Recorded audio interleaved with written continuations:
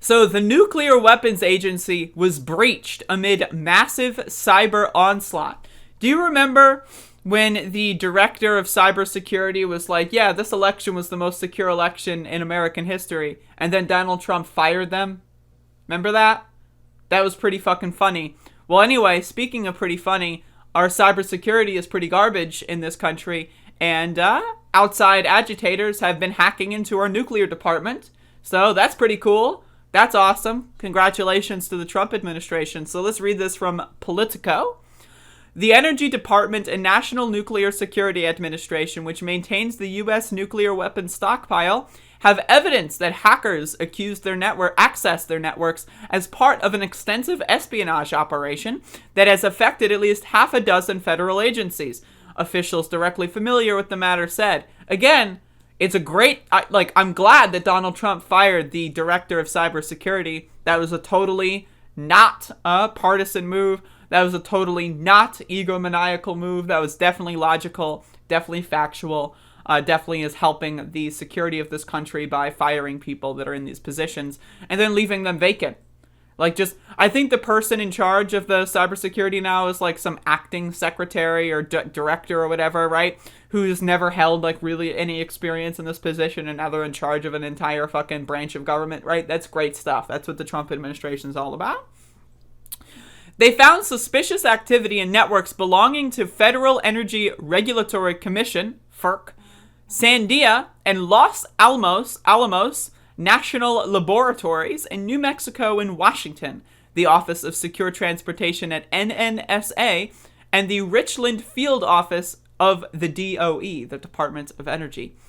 The hackers have been able to do more damage at FERC than any other agencies, and officials have evidence of highly malicious activity, the official said, but did not elaborate.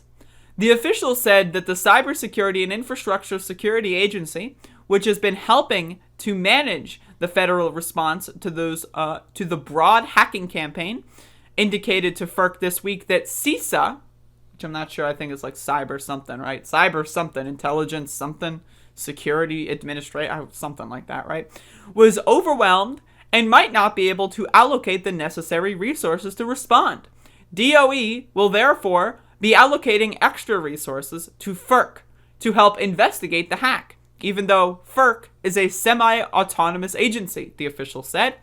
Several top officials from CISA, including its former director Christopher Krebs, have either been pushed out by the Trump administration or resigned in recent weeks.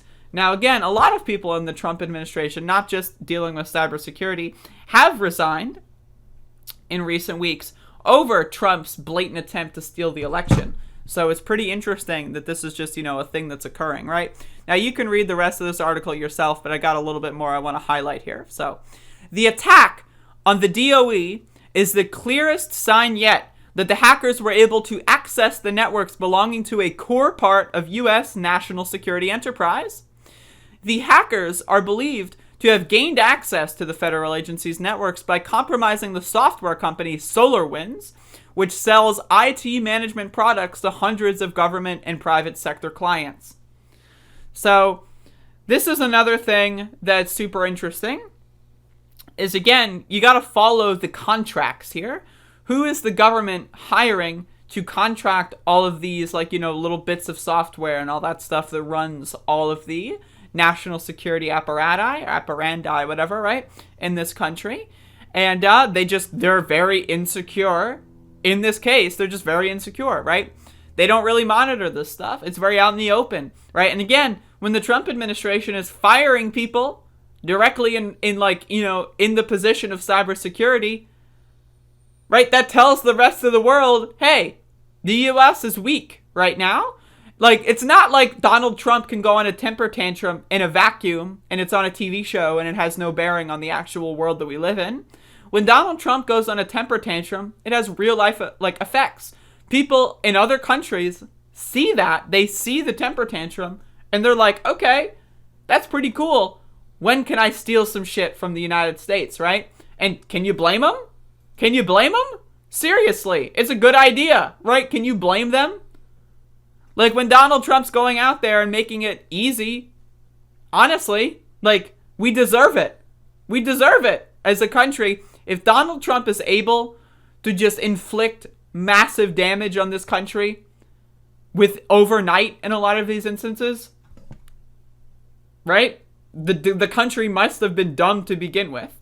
The country must have been not so good out of the get-go. If one person is able to come in and lose an election and still somehow manage to become president after losing an election, right? They lost the popular vote. Somehow they become president, and then also they destroy the entire government. So that's very interesting. Someone is able to lose the election, become president, and then, all right, all of a sudden, our nuclear agency, they're just hacked. It's not like nuclear weapons could destroy the entire world in a heartbeat, right? Fuck it. Whatever. Who cares? Some goddamn bullshit, let me tell you.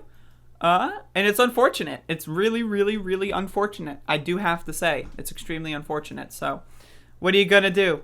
What are you gonna do? There's nothing that you can do. There's nothing. And where it should have stopped is at the deal standpoint, when they thought about it. Need I say more? Need I say more?